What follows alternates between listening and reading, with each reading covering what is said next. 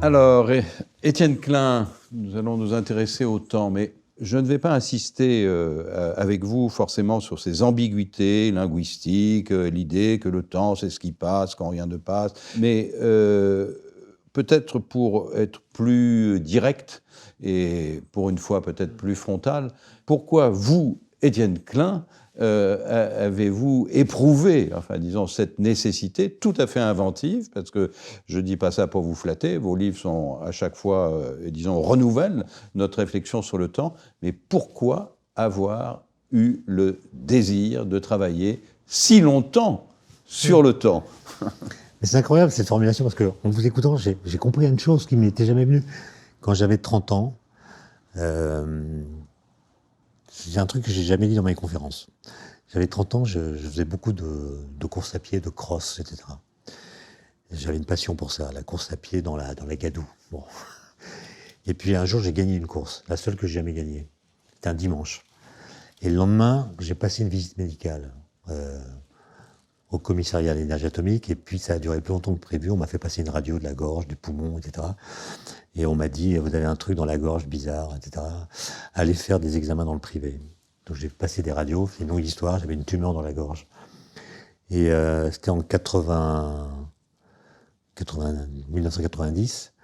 Et en fait, on m'a hospitalisé, et on m'a dit que, enfin, un médecin m'a dit que mon compte était bon, quoi, que je n'aurais pas pour très longtemps. Et du coup, j'ai fait un truc,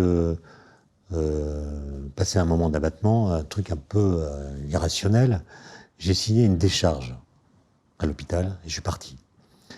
Parce que je m'étais dit, quand j'enseignais à Centrale, comme les paradoxes étaient mon outil pédagogique et que ça marchait très très bien, je m'étais dit, quand je serai vieux, à ma retraite, j'écrirai un livre sur les paradoxes. Bon. Et là, je me dis, bon, je vais le faire maintenant. Et donc, pendant 2 mois, je me suis enfermé et j'ai écrit mon premier livre que j'aurais pas écrit sans cela, hein, qui était Conversation avec le Sphinx, les paradoxes en physique. Et une fois que ça a été terminé, je l'ai envoyé à 2 éditeurs, puis j'ai appelé l'hôpital, et j'ai été re-hospitalisé, je me suis fait opérer. Je suis pas mort. Par contre, on m'a extrait la tumeur par le cou, et j'ai perdu la voix.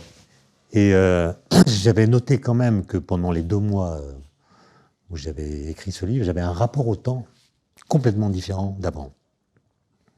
Je regardais le ciel, le temps, je voyais que les gens que j'avais envie de voir, j'avais une espèce de densité existentielle absolument incroyable. Et après, je me suis dit, mais finalement, quelle est, une question naïve encore une fois, quel est le rapport qu'il y a entre le temps tel que je l'ai vécu pendant cette parenthèse et puis la variable t que j'écris dans les équations de physique? C'est quoi le lien? Question que je me serais jamais posée sans ça. Du coup, j'ai créé un groupe avec Marc Lachaiseray, Jean-Michel Beignet, qui s'appelait Chronos, et tous les vendredis soirs, à l'IAP, l'Institut d'astrophysique de Paris, on discutait entre nous, qu'est-ce que c'est que le temps, qu'est-ce que les équations en diraient. On invitait des philosophes, comme ça que j'ai rencontré André Comte-Sponville. On invitait des psychiatres, des psychanalystes, des psychologues, des biologistes, etc. Et puis, ça a duré comme ça quelques années. Et après, je me suis envolé, c'est-à-dire j'ai écrit mon premier livre sur le temps, Les techniques de Chronos, en essayant de mettre un peu d'ordre dans cette polysémie, etc. Et puis, j'ai creusé de plus en plus. Et puis, à chaque fois que j'écrivais un livre, je me disais, c'est bon, j'ai fait ce que je pouvais faire. Puis, quelques mois ou quelques années plus tard, il y a une nouvelle question qui surgissait. Par exemple, j'avais terminé mon premier livre, Les techniques de Chronos, par cette phrase: il faut apprendre à aimer l'irréversible. Là, je me suis dit, c'est bon, là. Puis 1 an plus tard, je me suis dit, mais irréversible, ça veut dire quoi? Et j'ai remis une pièce dans le jukebox, et ça a donné le facteur temps ne somme jamais 2 fois, etc. Et là, je me suis un peu arrêté parce que, comme je le disais tout à l'heure, il y a cette polysémie fulgurante, il y a le fait qu'on attribue autant des adjectifs, bref, ça devient un fourre-tout. Ah oui. Et donc, tant que collectivement, on n'aura pas fait l'effort de préciser de quoi on parle quand on parle du temps, je pense que les discussions seront vaines. Mais vous avez dit, j'ai évolué. En effet, j'évolue. Et dans un premier temps, si j'ose dire, j'étais assez radical. C'est-à-dire, je disais dans mes conférences, notamment adressées aux philosophes et aux autres, je leur disais, mais c'est la physique qui a autorité à parler du temps. Parce que même si vous prenez les grandes découvertes de ces dernières années, les ondes gravitationnelles, détectées en 2015 pour la première fois, prédites par Einstein un siècle plus tôt en 1916. Les ondes gravitationnelles nous disent des choses sur l'espace-temps. Bon. Puis un peu avant, on a découvert le boson de Higgs, qui nous dit des choses sur le temps, puisque c'est la particule qui donne leur masse aux particules élémentaires. Et en relativité, pour avoir un temps propre, il faut avoir une masse non nulle. Donc le boson de Higgs, ça éclaire la question du temps de la physique. Bon. Et donc, j'arguais du fait que les physiciens, en mathématisant le temps depuis Galilée et en remaniant cette mathématisation au gré des révolutions de la physique, sont les mieux armés à dire ce qu'est le temps. Puis un jour, j'ai une révélation, j'ai eu un petit choc qui m'a obligé à abandonner cette radicalité. C'est que j'ai lu, à mon avis, un truc que personne ne fait, peu de gens. J'ai lu les Principia de Newton, dans lesquels il explique le vrai temps, et c'est Newton qui va proposer de représenter le temps des physiciens par la variable t. Sauf que Newton, à aucun moment, ne dit pourquoi il appelle temps cette variable t qui ne ressemble pas à ce que nous disons du temps. Et donc, la question, c'est quelle idée préalable avait-il du temps pour pouvoir reconnaître dans une variable mathématique qui ne ressemble pas à ce que nous pensons du temps, le temps. Normalement, il aurait dû la nommer autrement. Oui, alors c'est pour ça, parce que vous n'arrêtez pas de le rappeler, ça, et voire de le scander. Le temps n'a pas les propriétés des phénomènes temporels. Ouais. Bon. En tout cas, le temps newtonien. Oui, le temps newtonien. Vous allez expliquer. Deuxième chose. Après, souvent, vous concluez en disant le temps, finalement, je dirais même pas c'est ce qui nous enveloppe, enfin, vous employez l'expression de prison à roulette, pardon. Prison à roulette. Donc, se pose donc le problème de quel est le moteur, disons, de cette prison à roulette. Et on a l'impression qu'in fine, mais peut-être que le temps physique, il faudrait l'appeler autrement que temps. Ben, disons que si Newton avait choisi un autre mot pour désigner ce paramètre t, il l'avait appelé, je sais pas, truc, eh bien, on aurait dit, ben, truc, c'est un machin, si j'ose dire, qui change pas sa façon d'être truc au cours du temps, toujours le même, etc. Et puis les physiciens feraient des colloques sur truc, tandis que les philosophes, les psychologues, les historiens continueraient à faire des colloques sur le temps. On aurait distingué les deux choses. Et donc ça pose une question de fond, qui est celle-ci. Est-ce que Newton a eu raison d'appeler temps le paramètre t? Si la réponse est oui, et si on tient compte du fait qu'après Einstein est venu modifier les relations de ce paramètre temps avec l'espace, oui, mais alors, on parle d'espace-temps. Alors la physique a vraiment, non pas autorité, mais en tout cas de bons arguments à faire valoir pour expliquer aux autres disciplines ce qu'elle a compris du temps. D'accord. Si au contraire ce choix était arbitraire, alors le discours des physiciens ne vaut que dans une certaine mesure et n'a pas la portée qu'on lui avait attribuée, en tout cas que moi je lui avais attribuée auparavant. Mais vous voyez, je pense qu'il y a cette question de sémantique, on pourrait la considérer comme secondaire, mais en fait elle a une question de fond. Pourquoi? Parce que vous savez qu'aujourd'hui il y a des physiciens théoriciens nombreux qui essaient d'unifier la physique quantique et la relativité générale, qui sont deux théories différentes qui constituent le socle de la physique contemporaine. Bon. Donc ils écrivent des formalismes, ils élaborent des équations, et puis certains d'entre eux, contemplant les équations qui sont écrites, s'exclament « le temps n'existe pas ». Phrase bizarre. Alors ça veut dire quoi? Ça veut dire que l'idée qu'ils se font du temps n'a pas de contrepartie dans leur formalisme. Donc le temps n'existe pas. Mais oui, c'est un paradoxe. Ça veut dire que pour dire que le temps n'existe pas, il faut préalablement le connaître. avoir une idée de lui parfaitement précise, dont il n'existe pas de contrepartie dans le formalisme, qui fait autorité. Et s'il n'y a pas de contrepartie dans le formalisme, on dirait que le temps qu'on a pensé n'existe pas. Bon. Vous voyez que ça suppose de définir le temps pour pouvoir dire qu'il n'existe pas, et le définir de façon très précise. Par exemple, si vous pensez que le temps est forcément continu, autrement dit, il y a tout le temps du temps, et si dans votre théorie, le temps est discrétisé, ben vous allez dire, le temps n'est pas dans ma théorie, donc le temps n'existe pas. Vous voyez que c'est un peu bizarre. Ça veut dire que pour reconnaître le temps dans un formalisme, il faut déjà le connaître. D'où la question que je posais à propos de Newton. Comment a-t-il pu reconnaître dans le paramètre T ce que la pensée, le vocabulaire de l'époque appelait le temps? Et moi, je n'ai pas encore trouvé de réponse satisfaisante. Et je comptais sur le colloque de Cerisy dont j'ai parlé pour que des historiens m'éclairent sur cette question. Terminons là-dessus. Vous accordez beaucoup d'importance aux expériences de pensée. S'agissant du temps, les expériences de pensée, donc tout ce qui précède à la fois l'expérience, l'expérimentation, les applications techniques éventuellement. Dans le cas de notre manière d'appréhender le temps, vous aimez souvent dire, finalement, on n'a pas tellement avancé depuis Saint-Augustin, on a toujours les mêmes référents, les mêmes notions pour décrire et nommer le passage du temps. Alors, ma question est la suivante. En quoi les expériences de pensée scientifiques, disons, physiques plutôt, mathématiques éventuellement, ont-elles véritablement joué dans notre, j'allais dire, conception, vision du temps? Écoutez, moi, c'est une question qui, pour le coup, me fascine. Il y a eu au bac, il y a 3 ans, proposé comme sujet de philosophie aux sections littéraires, je crois, qui existait encore, observer suffit-il pour comprendre? La réponse, c'est non. Voilà, c'est tout simple. Et ce qui est fascinant dans l'histoire de la physique, c'est de voir comment la physique moderne s'est construite quasiment sans données et quasiment sans le recours à l'observation.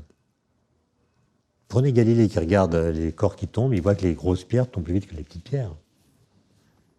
Donc il voit ce que voyait Aristote, c'est-à-dire plus c'est lourd, plus ça tombe vite. Et il arrive à trouver la bonne loi, tous les corps tombent à la même vitesse, grâce à une expérience de pensée, où il suppose, il imagine que si on prend une grosse pierre, une petite pierre, on les relie par une ficelle. Ça, c'est le départ de l'expérience. Et on suppose qu'Aristote a raison quand il dit « plus c'est lourd, plus ça tombe vite ». Je lâche ce système. Mais il est plus lourd que la grosse pierre seule. Donc il va tomber plus vite, d'après Aristote. Mais en même temps, la petite pierre qui fait parachute, elle tombe moins vite, donc elle va tendre d'accord à aller faire parachute. Donc l'ensemble va tomber moins vite. Ça tombe plus vite et moins vite. Contradiction qu'on ne peut résoudre qu'en disant que la grosse pierre tombe à la même vitesse que la petite, ce qui n'est pas ce qu'on voit. Donc la première loi de la physique est une loi qui contredit l'observation, et elle a été découverte grâce à une expérience de pensée. Maintenant, songez aux expériences de pensée qu'Einstein élabore quand il a 15 ans. Il est en Italie, il a quitté le lycée de Munich, dont il ne supportait pas la discipline militaire. Il va rejoindre ses parents en Italie. Il écrit une lettre à l'un de ses oncles, il a 15 ans, en disant que toutes les questions qui vont l'intéresser pendant toute sa vie, c'est des questions relatives à la lumière. Et il pose des questions d'une naïveté incroyable. D'ailleurs, il dira à la fin de sa vie, j'ai trouvé la relativité avant tout le monde parce que je me suis posé des questions d'enfant avec un cerveau d'adulte. Il se dit par exemple, qu'est-ce qui se passerait, qui est la signature de l'expérience de pensée, qu'est-ce qui se passerait si de la lumière était capable d'émettre de la lumière? Moi, j'ai appris à l'école que la lumière va à la vitesse de la lumière. J'ai aussi appris à l'école que les vitesses s'ajoutent. Quand je marche sur un tapis roulant, ma vitesse par rapport au sol, c'est la vitesse du tapis roulant plus la vitesse de ma marche sur le tapis roulant. Donc si la lumière est capable d'émettre de la lumière, la vitesse de la lumière émise sera la vitesse de la lumière plus la vitesse de la lumière. Donc 2 fois la vitesse de la lumière. Mais si la lumière émise émet à son tour de la lumière, quelle sera la vitesse de la lumière émise par la lumière émise? 3 fois la vitesse de la lumière, puis 4, puis 5, puis 6. Bref, il comprend que si la lumière est capable d'émettre de la lumière, on peut fabriquer un escalier cinématique vers l'infini, de sorte qu'il y aurait de la lumière de vitesse infinie. Qu'est-ce qui est faux là-dedans? La façon de raisonner? La loi d'addition des vitesses? Il va répondre en 1905, avec la théorie de la relativité, la lumière va toujours à la vitesse de la lumière. Donc si la lumière était capable d'émettre de la lumière, la vitesse de la lumière émise serait la vitesse de la lumière, etc. Et si on prend maintenant l'exemple de la mécanique quantique ou de la relativité générale, je vous rappelle que depuis 80 ans, il n'y a pas eu de révolution en physique. On a fait des milliards de découvertes, mais les principes de la mécanique quantique n'ont pas été invalidés, ni ceux de la relativité générale. Or, prenons l'exemple d'Einstein en 1915, quand il publie cette nouvelle théorie de la gravitation. Qu'est-ce qu'on sait sur l'univers? Oui, mais c'est pourtant sur le temps que l'opinion va se fixer quand Einstein découvre en 1905. Ouais, c'est sur le temps, même la relativité. Mais à l'époque, qu'est-ce qu'on savait de E égale mc2? Qu'est-ce qu'on savait? On ne connaissait même pas les forces nucléaires. Quand il écrit la théorie de la relativité générale, on ne sait pas qu'il existe d'autres galaxies que la nôtre. On ne sait évidemment pas que l'univers est en expansion. On ne sait pas d'où viennent que les étoiles brillent. On connaît comme objet céleste les étoiles, les planètes, les comètes peut-être et encore. On ne sait même pas d'où vient la lumière des étoiles. Comment elle peut être fabriquée, par quel processus. Et donc il y a quand même... Et il trouve les bonnes équations qu'on utilise aujourd'hui quand on fait de la cosmologie. Oui, mais le sens commun va retenir les journaux, je suis d'accord avec vous. La relativité du temps. Mais vous me parlez d'existence de pensée. Il y a des gens qui disent c'est la fin. Bien sûr, bien sûr. Il y a des gens qui disent on en a plus besoin parce qu'on a tellement de données que l'univers va nous parler davantage par les données numériques qu'il va nous livrer, analysées par des algorithmes, que par les théories physiques et les expériences de pensée qui les ont rendues possibles.